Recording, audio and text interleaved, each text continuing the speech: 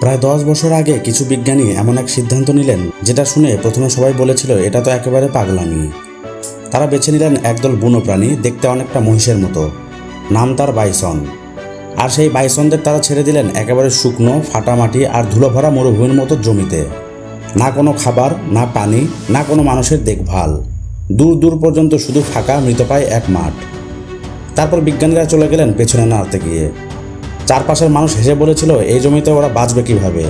কিন্তু 10 বছর পর যখন সেই বিজ্ঞানীরা ফিরে এলেন, তাদের চোখের সামনে যা দেখা গেল তা যেন এক অলৌকিক দৃশ্য। যেখানে একসময় ধুলো উড়ত সেই জায়গায় এখন সবুজ ঘাস দুলছে। যেখানে ছিল কেবল পাথর আর কাটা ঝোপ, সেখানে এখন বয়ে চলছে নদী, উড়ছে পাখি, দৌড়াচ্ছে প্রাণীরা। কোনো মেশিন নয়, কোনো সরকারি প্রকল্প নয়, শুধু এক প্রাণীর ফিরে আসাই বদলে দিল পুরো জমির ভাগ্য। কিন্তু এটা কিভাবে হলো?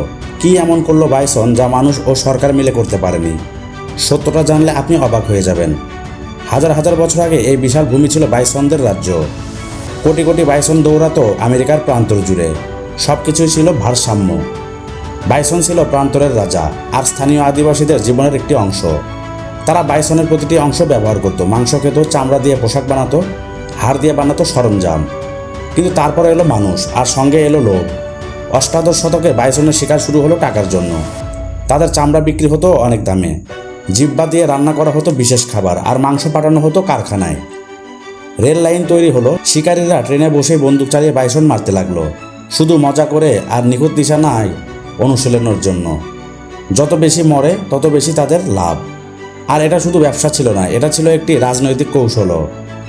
আমেরিকার সরকার এই হত্যাযজ্ঞ নীরবে সায় দিয়েছিল, কারণ বাইসন শেষ হয়ে গেলে আদিবাসীদের জীবনও ভেঙে পড়ত। তাদের খাবার, পোশাক, জীবিকা সব চলে যেত। মাত্র 20 বছরে প্রান্তর থেকে কোটি কোটি বাইসন উধাও হয়ে গেল। 1889 সালের দিকে পুরো আমেরিকায় বেঁচে ছিল মাত্র 541টি বাইসন। ভাবুন তো, 6 কোটি থেকে নামলো মাত্র 500-তে। একটা গোটা প্রজাতি প্রায় নিশ্চিহ্ন হয়ে গেল। আর যেই মুহূর্তে বাইসন হারিয়ে গেল, প্রকৃতি যেন নিজের শ্বাস নিতে ভুলে গেল। সবুজ প্রান্তর শুকিয়ে গেল, ঘাস হারিয়ে গেল, মাটি ঢিলে হয়ে গেল, আর ধীরে ধীরে পৃথিবীর বুক ফেটে গেল। মেক্সিকোর উত্তরে দেখা গেল ভয়ঙ্কর এক পরিবর্তন। যেখানে এক সময় ছিল সবুজ প্রান্তর, সেখানে এখন শুধু কাটা ঝোপ আর পাথরের মরুভূমি। জমিতে এমন শক্ত শক্ত স্তর জমে গেল যেটা না পানি নেয়, না গাছ জন্মায়। বৃষ্টি এলে পানি মাটিতে ঢোকার বদলে বয়ে যায়, আর সঙ্গে সঙ্গে নিয়ে যায় মাটির উর্বরতা। জমি হয়ে গেল নিঃস্ব। গরু ছাগল চড়ানোর বা ফসল ফলানোর জন্য একেবারে অযোগ্য হয়ে গেল। ছোট প্রাণীরা যেমন প্রেইরি ডগস, যারা মাটির নিচে গর্ত করে মাটিকে বাঁচিয়ে রাখে, তারাও হারিয়ে গেল। তাদের সঙ্গে হারিয়ে গেল পোকামাকড়, পাখি আর অন্যান্য প্রাণীও। একটা সূক্ষ্ম প্রাকৃতিক চক্র ভেঙে পড়ল। যেমন একটি সুতো টানলে গোটা বুনন খুলে যায়, ঠিক তেমন 2009 সালে মানুষ সিদ্ধান্ত নিল যে প্রাণীকে একসময় তারা মেরে ফেলেছিল সেই হয়তোবা এই মৃত জমিকে বাঁচাতে পারবে। মাত্র 13টি বাইসন আমেরিকা থেকে আনা হলো আর ছেড়ে দেওয়া হলো মেক্সিকোর সেই শুকনো নির্জন ভূমিতে। না কোনো খাবার, না কোনো সাহায্য, শুধুই প্রকৃতি। মানুষ তখনও হাসলো, মাত্র 13টি বাইসন কি বদলে দিবে?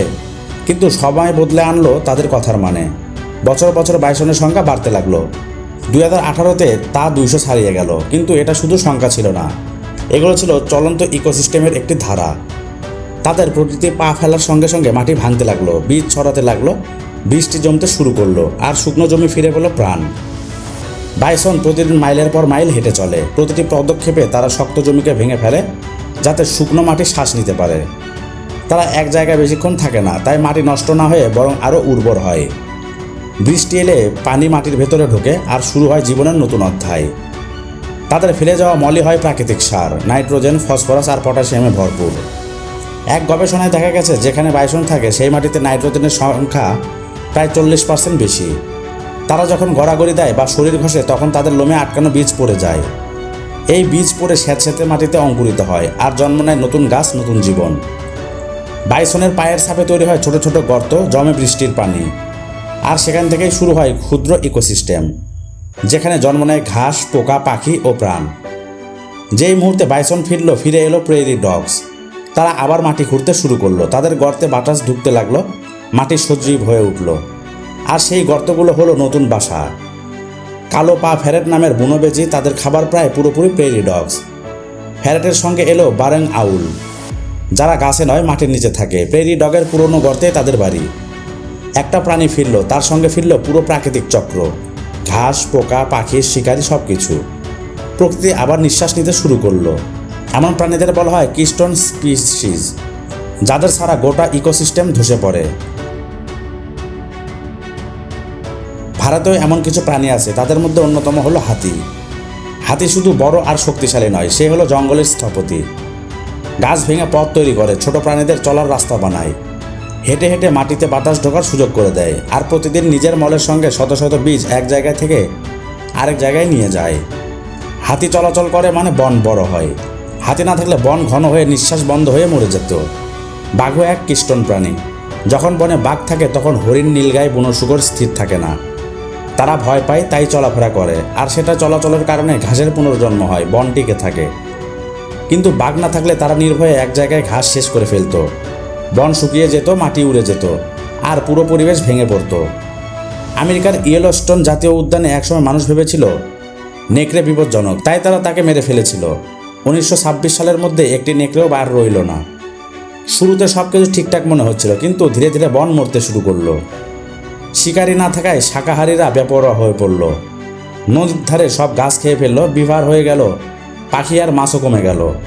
1995 সালে মাত্র 14টি নেকড়ে ফিরিয়ে আনা হলো, আর দেখুন আশ্চর্য, সব আবার বদলে গেল। প্রাণীরা আবার চলাফেরা শুরু করলো, গাছেরা ফিরল, নদী মজবুত হলো, বিভার, মাছ, ব্যাঙ সবই ফিরল। এক শিকারীর ফিরে আসা বদলে দিল গোটা পৃথিবীর শ্বাস প্রশ্বাস। বিজ্ঞানীরা বলেন একে বলে ট্রাফিক ক্যাসকেড, যেখানে এক প্রাণীর উপস্থিতিতে বদলে দেয় পুরো পরিবেশের ভাগ্য।